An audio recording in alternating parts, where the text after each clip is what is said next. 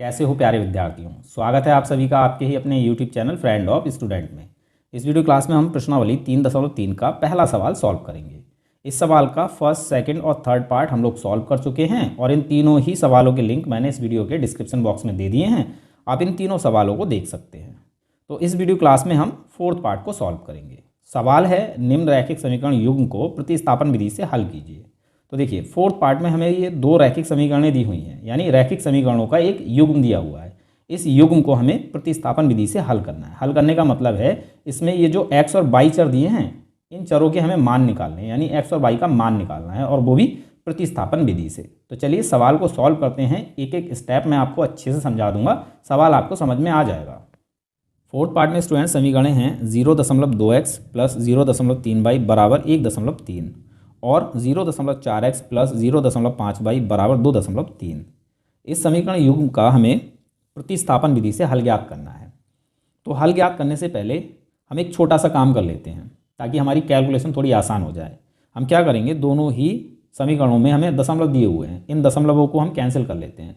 तो देखो कैंसिल हम कैसे करेंगे, दोनों ही समीकरणों में दशमलव के स्थान सेम है, यानी एक एक अंक से पहले दशमलव है दोनों ही समीकरणों में। ठीक, अगर हम इन दोनों समीकरणों को 10-10 से गुणा कर दें तो इनके दशमलव हट जाएंगे और समीकरणों के मान भी नहीं बदलेंगे। ठीक है, देखो 10 से गुणा करने का मतलब क्या है, किसी समीकरण को अगर हम इस समीकरण को 10 से गुणा करते हैं तो इसका मतलब है हमें 0.2x को 10 से गुणा करना है, 0.3y को 10 से गुणा करना है और 1.3 को भी 10 से गुणा करना है, यानी सभी पदों को हमें 10 से गुणा करना होगा। ठीक है, अगर हम 0.2x को 10 से गुणा करते हैं तो हमें क्या मिलेगा, हमें 0.2 की गुणा 10 से कर लेनी है। ठीक है, यहाँ पर आप इस दशमलव को हटा हुआ मान लीजिए, आपको 2 से 10 की गुणा कर लेनी है, तो आपको मिलेगा 2 दाई 20। ठीक है, इस जीरो से कोई मतलब नहीं है।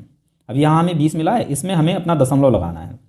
तो 2 से पहले, यानी एक अंक से पहले दशमलव है, इकाई की ओर से गिनते हैं। ठीक है ना, एक अंक से पहले दशमलव है तो इसमें भी इकाई की ओर से एक अंक से पहले यहाँ दशमलव आ जाएगा, तो ये हो जाएगा 2.0 और दशमलव के बाद केवल 0 होता है तो इसको हम नहीं लगाते हैं, तो ये हो जाता है 2 और साथ में है x, तो ये हो जाएगा 2x। ठीक है, इसको 10 से गुणा करेंगे तो ये हो जाएगा 2x, इसको 10 से गुणा करेंगे ये हो जाएगा 3y और इसको 10 से गुणा करेंगे तो ये हो जाएगा 13। इसी प्रकार से इसमें भी हो जाएगा। ठीक है, तो सबसे पहले हमें इन दोनों समीकरणों को 10 से गुणा कर लेना है।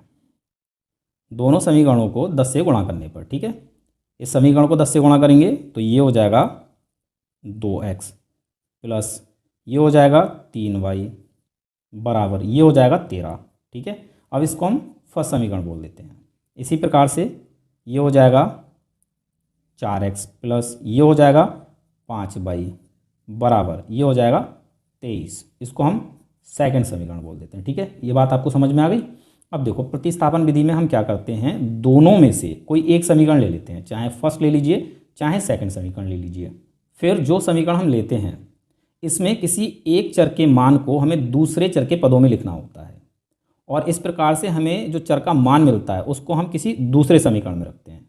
चलिए इसको सॉल्व करते हैं, एक एक स्टेप आपको समझाऊंगा, आपको समझ में आ जाएगा। ठीक है, तो हमें सबसे पहले इन दोनों में से कोई एक समीकरण ले लेनी है, चाहे आप फर्स्ट समीकरण ले लीजिए चाहे सेकेंड।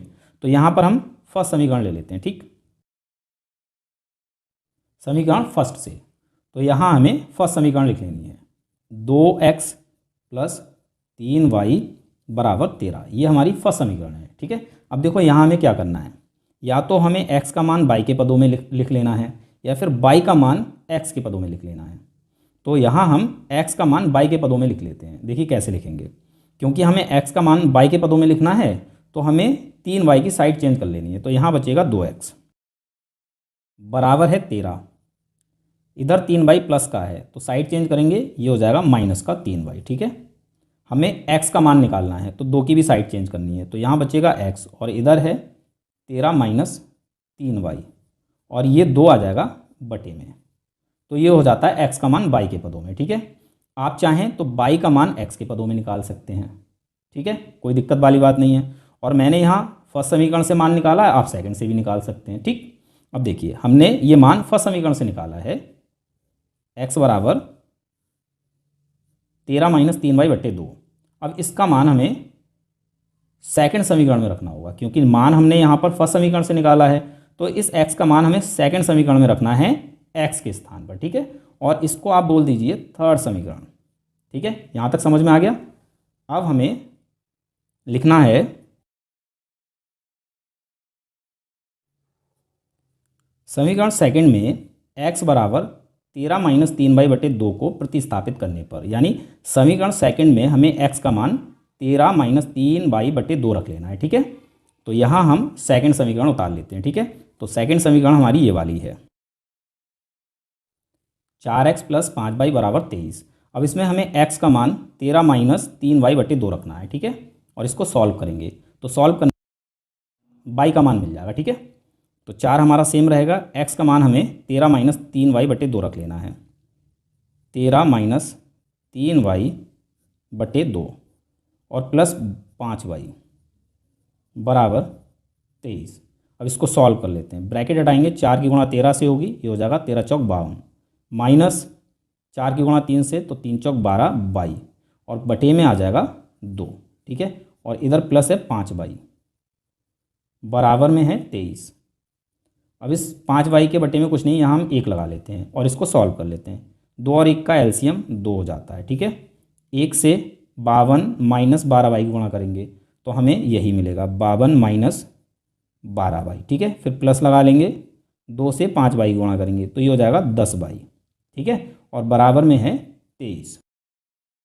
अब इस 2 की साइड चेंज कर लेंगे। ठीक है, तो यहाँ हमारा 52 है, 12y माइनस का है और ये 10y प्लस का है। दोनों के चिन्ह अलग अलग हैं, सेम पद हैं दोनों, तो आपस में घट जाएंगे। ठीक है, 12 में से 10 को घटा देंगे तो 2 बचेगा माइनस का, क्योंकि 12 के आगे माइनस है। तो यहाँ बचेगा, इन दोनों को सॉल्व करके 2y और बराबर है 23। ठीक है, इस 2 की साइड चेंज करेंगे तो इधर ये गुणा में आ जाएगा।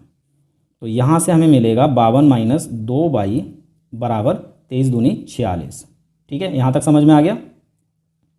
अब इस 52 की भी साइड चेंज कर लेनी है, तो यहाँ बचेगा -2y और इधर है 46, इधर 52 प्लस का, इधर आकर हो जाएगा माइनस का 52। तो -2y बराबर हो जाता है, 52 में से 46 को घटाएंगे तो बचेगा -6। ठीक है, अब यहाँ सॉल्व कर लेते हैं। तो हमारे पास है -2y बराबर -6, -2y बराबर -6। हमें y का मान निकालना है, तो y बराबर हो जाएगा -6। इस -2 की साइड चेंज करेंगे तो ये आ जाएगा बटे में, माइनस से माइनस कैंसिल हो जाएगा, फिर 2 से 6 3 बार में कैंसिल हो जाएगा, तो y बराबर हमें मिल जाता है 3। यहाँ हमें y का मान मिल चुका है। अब हमें x का मान निकालना है, तो x का मान हम कैसे निकालेंगे? समीकरण थर्ड में y का मान जो कि हमें 3 मिला है, ठीक है ना, इस मान को हम y के स्थान पर रख देंगे समीकरण थर्ड में, तो हमें x का मान मिल जाएगा। ठीक, समीकरण थर्ड में y बराबर 3 रखने पर, तो समीकरण थर्ड है x बराबर 13 - 3y और बटे में 2, तो y का मान हमें 3 रख लेना है। ठीक है, तो हमें क्या मिलेगा? x मिल जाएगा। 13 हमारा सेम रहेगा, माइनस 3 सेम रहेगा, गुणा लगाएंगे, y का मान 3 रख लेंगे और बटे में आ जाएगा 2। ठीक है, 13 सेम रहेगा, माइनस सेम रहेगा, 3 तियाँ 9 और बटे में 2, तो यहाँ से हमें मिलेगा 13 में से 9 को घटाएंगे 4 और बटे में आ जाएगा 2, 2 से 4 2 बार में कैंसिल हो जाता है, तो x बराबर हमें मिल जाएगा 2 और y बराबर हमें मिला है 3। ये हो जाता है हल। ठीक है, उत्तर। तो इस तरह से हम इस प्रश्न को सॉल्व करेंगे। प्रतिस्थापन विधि में हम इस तरह से समीकरण युग्म का हल ज्ञात करते हैं। तो उम्मीद है सवाल आपको समझ में आ गया होगा। मिलते हैं अपने अगले वीडियो